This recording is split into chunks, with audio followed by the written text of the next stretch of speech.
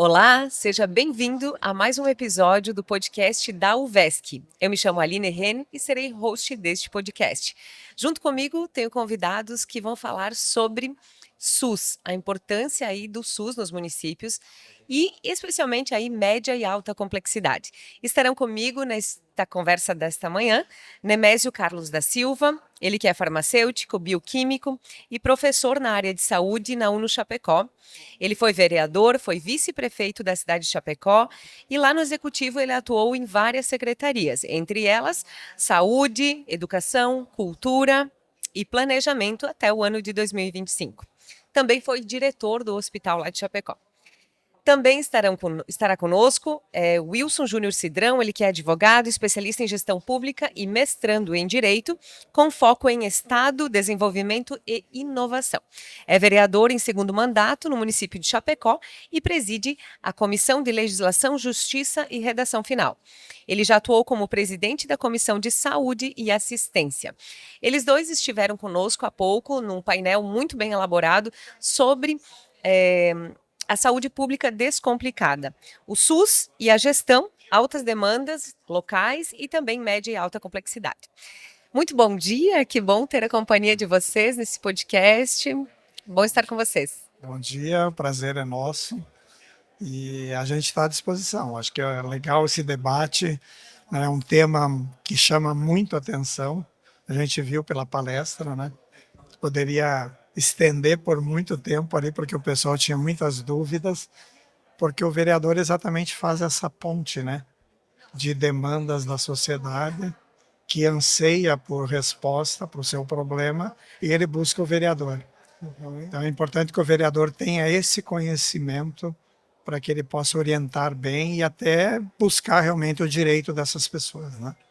Concordo com o Nemésio. Eu brinco que o vereador ele tem que ser cidadão, um cidadãozão, um grande cidadão. O vereador, além de ser exemplo, ele tem que estar por dentro daquilo que acontece no município e ele tem que ter o conhecimento básico de vivência, mas também o conhecimento, mesmo que básico, da técnica. Isso é muito importante para auxiliar a pensar em desenvolvimento de políticas públicas e de soluções para os nossos problemas. Quando a gente fala de saúde, por exemplo, eu vejo que nós temos dois pontos importantes, ou melhor, em quase todo o serviço público, em quase tudo que é prestação do poder público, que é resolver o que está represado, mas também pensando em estruturar com sustentabilidade uma melhoria para esse sistema. O Nemésio fala muito em rebobinar a fita, é voltar, entender onde é que está o problema, para a gente pensar em como resolver, mas também sem esquecer daqueles que estão esperando, que não podem ficar esperando a gente planejar a solução. Então, trabalhar para resolver a demanda, mas também trabalhar em pensar em reduzir a demanda, em otimizar esse atendimento à demanda. Acho que é muito importante.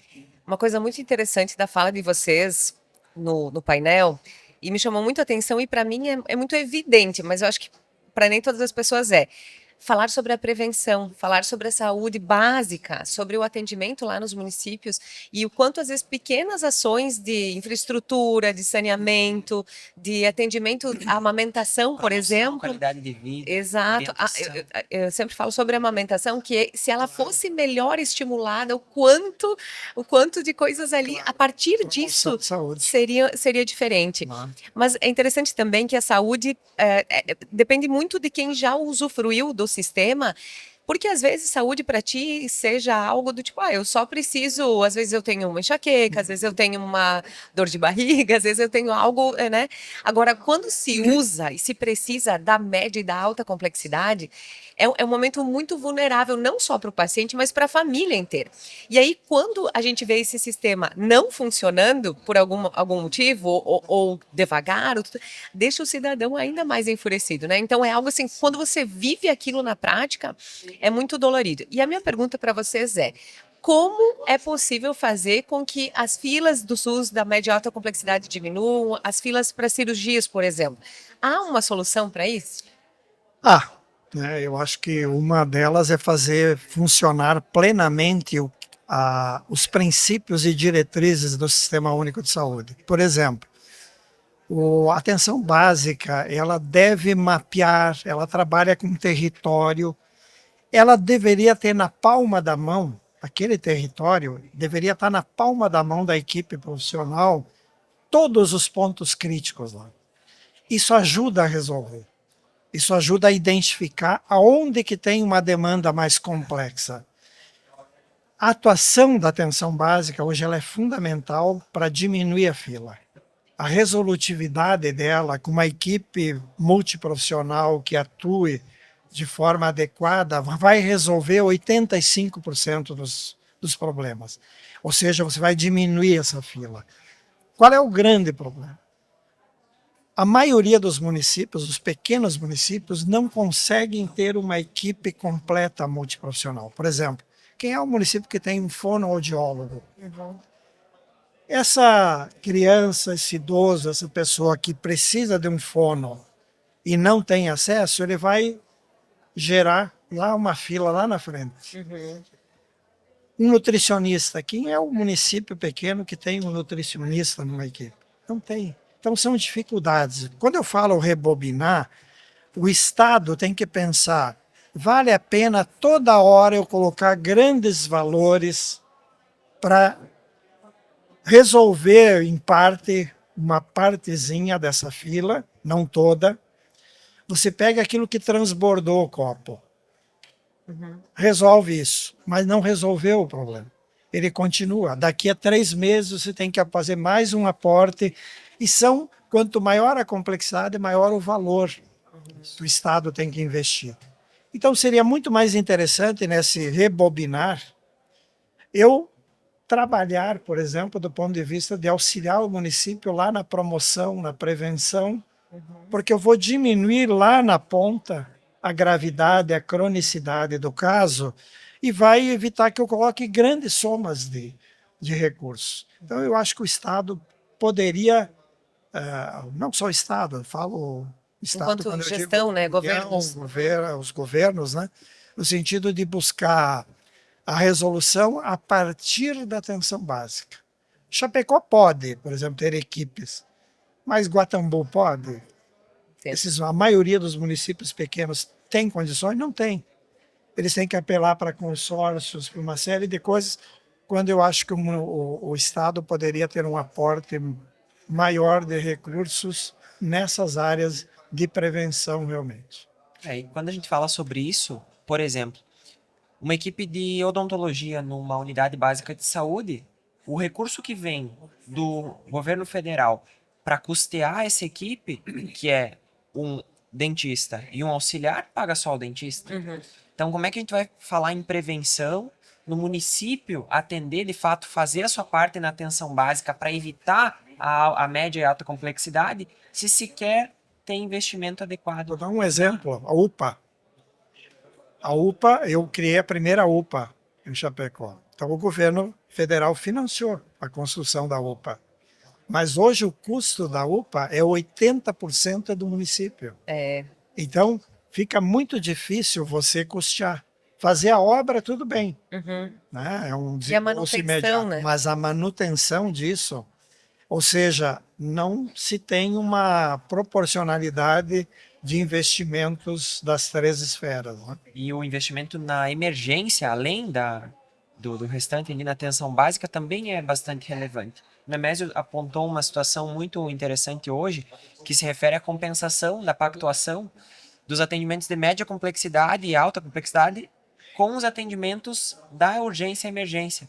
Então, isso faz com que, por consequência, pelo saldo financeiro que tem nesse contrato, que acabe, de fato, reduzindo a quantidade de prestação na média e alta complexidade. Então, é mais um aspecto importante que a gente tem que observar, sem sombra de dúvidas. Ontem nós recebemos aqui o secretário de Infraestrutura, Gerry, ele também participou de um podcast, e ele falava sobre os investimentos nas estradas, que é evidente, aí tu vai pensar, tá, mas o que isso tem a ver com a saúde? Muito a ver, porque é tudo uma questão de gestão. Então, se as estradas estão bem, menos acidentes acontecem, menos impacto na saúde, menos dinheiro. Então, a segurança do cidadão é muito... Não é só propriamente a segurança. Aquela família inteira se desestrutura, perde capacidade de captação de recursos, porque não pode mais trabalhar, então aí junta INSS, é um bolo, né? Era um exemplo disso, Hospital Regional. O Hospital Regional do Oeste, ele é obrigado a cumprir uma determinada quantidade de cirurgias eletivas. Ele cumpre 30%. Daí você diz, mas não está cumprindo. Não, é porque ele está suprindo o restante com emergência. Olha aí. Qual é a maior emergência? Acidentes. Pois é. Então, a gestão toda ela é junta, né? É importante que tenha essa comunicação entre os setores para que, de fato, veja onde é que está o problema, qual é o gargalo aqui da situação. E aí, uma outra situação que outro dia eu estava observando, não sei se confere essa informação, mas me parece que 30% das consultas agendadas para cirurgia não são feitas porque as pessoas faltam. Absenteísmo. E aí? Altíssimo. Faz sentido isso? Faz. É verdade? É muito alto. Desde a atenção básica, desde a consulta, da primeira consulta, já tem um nível alto. E em exames de laboratório também altíssimo. Eu tinha os números, não me lembro agora, mas é nessa faixa, 20%, 30%. Quando vai indo para maior complexidade, você tem um absenteísmo maior, mas muitas vezes tem que ver se a situação do paciente não agravou a tal ponto. De ele não poder se locomover. Entende? Entendi. Agora, o absenteísmo é muito presente, desde a atenção básica até a alta Ou mesmo complexidade. se não se agravou a ponto dele virar óbito, né? Exato. Fazer uma reunião, um evento para poder arrecadar fundos e fazer na iniciativa privada. Mas é importante tratar sobre isso, porque às vezes a gente pensa, o que eu posso fazer em relação a isso? Puxa, no mínimo é que tu vá à consulta quando ela é agendada, o mínimo. Ou Então, que desmarque. Existe uma punição, exato. existe uma punição, de certa forma, do paciente, porque ele passa para o final da fila, mas isso não resolve. Entendi. Enfim, é uma questão de consciência, né? Uma questão de cada um. Sobre a alta complexidade também, eu gostaria de perguntar para vocês, ali na região do Oeste, vocês falaram que é difícil conseguir o atendimento que se precisa muitas vezes porque não tem leito de UTI suficiente, tem mais aqui, né, no litoral. Em relação a isso, eu gostaria de trazer para vocês o bom atendimento do SUS também. Acho que é importante nós trazermos isso o quanto, especialmente na alta complexidade, né? Vou trazer o relato pessoal de que o meu pai passou por 2 cirurgias cardíacas lá no Hospital São Paulo, em Xanxerê. E o atendimento foi incrível, desde nutrição, do pessoal que te atende na chegada.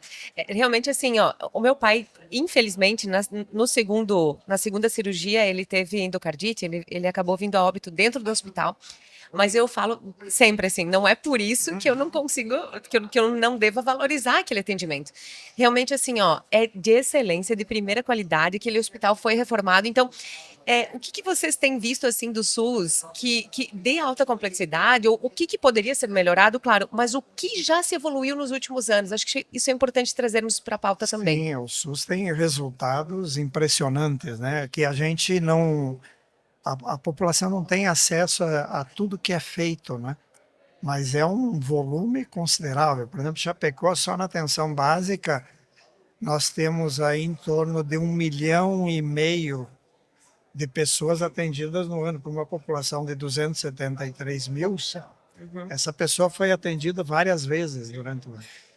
Claro, isso tudo tem que ser avaliado, mas são números, são estatísticas, indicadores que impressionam, né? Medicamentos, exames, enfim, é uma infinidade. Na alta complexidade, eu acho que ainda nós temos carência de, por exemplo, principalmente pega no Oeste, né? Nós temos neurologia, ortopedia, que é no Hospital Regional, nós temos cardiologia no Hospital de Xanxerê, São Paulo, e também foi credenciado em Chapecó. Né? A gente questiona por quê? Porque, na realidade, o bolo é único. Tu vai dividir só o bolo. Né? Sim, sim. Então, a gente não é dinheiro novo, não é recurso novo que está vindo com isso. Né? Sim. Mas a gente ainda carece de algumas outras especialidades. Foi levantada aqui a questão da cirurgia bariátrica. Né? Lá não se faz, né? A não ser que seja convênios ou particular. Agora parece que tem em Joaçaba, né? Sim, ele trouxe a informação. Mas já é um pouco mais distante, por exemplo, quem está em São Miguel do Oeste. Sim, por exemplo. sim, do extremo, né? Então, eu vejo assim, o Oeste ainda tem essa carência. Tu vai para número de leitos de UTI, Eu, quando estava no Hospital da Criança, dirigindo o Hospital da Criança, eu não tinha nenhum leito de UTI. Chapecó tinha praticamente 10 leitos, Itajaí sozinho tinha 30. Pois é. Ou seja, E é isso, hoje e todo o não Grande Oeste tem 100 leitos, né? Todo o Grande Oeste. Todo de UTI? Sim, geral, né? Caramba. Entende? muito pouco. Como foi na época do Covid? Isso deve ter sido desesperador, É né? porque foram montados hospital de emergência, né? Então acabou se suprindo com isso, mas terminou isso, se desativou, né? Sim, sim. Mas eu vejo que nós temos uma desigualdade muito grande de acesso, Uhum. tanto nas especialidades, nas referências, né? Os hospitais de referência, que poderiam ampliar em muito essas referências, teriam condições, tem estrutura para isso, além de fazer toda uma rediscussão hospitalar em Santa Catarina. Eu participei há uns anos atrás de um estudo onde metade dos hospitais de Santa Catarina poderiam ser fechados. Aí a gente se assusta, né? Uhum. Por quê? Porque a maioria deles só, na realidade, atuavam transitoriamente. Então era muito mais um local de estabilização, uma UPA, do que propriamente um hospital. E aí tudo ia para o hospital regional, para outros hospitais maiores. Então tem que fazer uma rediscussão, eu acho que tem que redimensionar, achar referências, concentrar determinados hospitais, regionalizar melhor. Teria muita coisa para se fazer, né?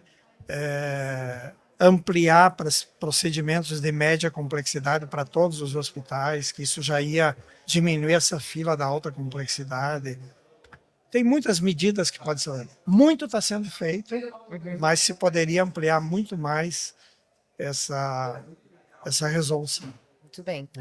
Muito do estudo e do que se tem na literatura hoje, quando se trata de gestão pública, coloca no centro da discussão a inovação. Acho que isso é um ponto muito importante. O Nemésio mesmo é extremamente inovador, tem histórico, já desenvolvendo enquanto diretor do hospital, por exemplo, para atender uma demanda emergencial relacionada a emergencial não, mas relacionada a uma fila grande do procedimento de colonoscopia, né, Nemésio? Conta aí um pouco mais essa história, acho que é melhor você do que eu. Bem rapidinho. Era um hospital da criança, mas como eu tinha alguns espaços, eu tinha sala cirúrgica, eu fazia cirurgia adulto, cirurgias de média complexidade. Isso ajudou. Nossa, nós fizemos só na área, por exemplo, de oftalmo, nós fizemos 1.800 em um ano. Colonoscopia, 1.900. Ou seja, todas de média complexidade, né, que eu não tinha necessidade de UTI, porque eu não tinha. E a gente diminuiu uma fila imensa. Imagina, 2 São- mil procedimentos, 4 mil, né? 4 mil. 4 mil Hoje não procedimentos se que faz. estariam em outros Hoje esse hospital está com o Estado, não se faz mais nenhuma dessas. Eu acho que isso é importante, assim, essa conversa entre os governos, essa conversa entre os setores, né? E esse também é um dos temas que a UVESC propõe, que se tenha esse diálogo maior, né? Entre os poderes, entre as pessoas no geral. Eu acho que experiências, né? Exato. Muito bacana isso. Exato, quando tem apresentação de boas práticas, isso é bem importante mesmo. E para a gente concluir aqui, eu peço que façam considerações finais e também como foi para vocês estarem nesse evento da UVESC. Não, eu achei ótimo, né? O pessoal bem interessado. Acho que trazer esse tipo de temática é essencial num evento como esse, né? Não só da saúde, mas da educação, enfim, porque é aquilo que a gente colocou, o vereador, ele recebe demandas da sociedade, ele é o representante da sociedade, ele é a voz da sociedade, né? E quando um cidadão traz um problema para ele espera que aquele vereador abrace essa causa. Então eu vejo que eventos como esse são importantes porque você mostra caminhos, né? Você faz as pessoas conversarem, discutirem, como é que é lá no meu município, como é que é lá no teu, como é que funciona isso. Eventos assim são essenciais para isso, para melhorar a atuação do profissional e também na questão de ele conhecer direitos, né?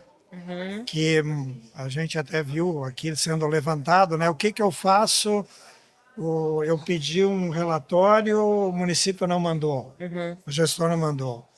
E aí eu estou de mãos amarradas, eu não sei o que eu faço. Né? Você tem instâncias, tem instrumentos que você não conseguiu de uma forma, você pode conseguir de outra, né? Mas eu vejo assim que isso é fundamental, trazer essas temáticas para discussão e de parabéns, né? E ao mesmo tempo agradecer e pela honra realmente de poder participar desse evento. Se quiserem conversar contigo, qual é o caminho, Nemésio?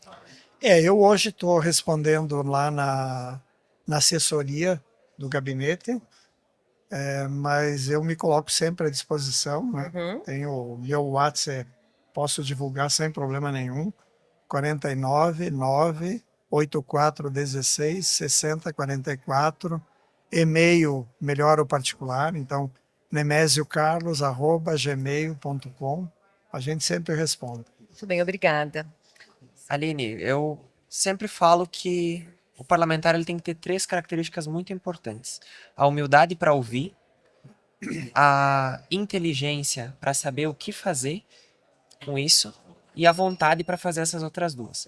Então, um evento como esse, ele nos, pelo menos, é importante que nós tentemos elevar nossa inteligência no aspecto de conhecer outras práticas, de conhecer mais sobre a nossa atuação enquanto parlamentares, para que quando eu seja interpelado por um cidadão eu possa responder: realmente essa situação é algo que nós devemos trabalhar, é meu trabalho trabalhar por isso, penso que nós poderemos fazer de determinada forma e assim buscar soluções conjuntas com os secretários municipais, se for no caso da saúde, com o secretário de Estado, por que não nós utilizarmos dessa força que tem a UVESC, a nossa Federação das Câmaras Municipais de Santa Catarina, para mostrar a qualidade dos parlamentares que nós temos, que tem muito a colaborar. Esse movimento ele é muito importante, a gente percebe uma maioria muito significativa de vereadores do meio oeste da Serra da Serra para o lado do oeste, né? Que somos nós que temos mais dificuldade de estar aqui em Florianópolis, na capital, para tratar desses assuntos, mas eu acredito que a união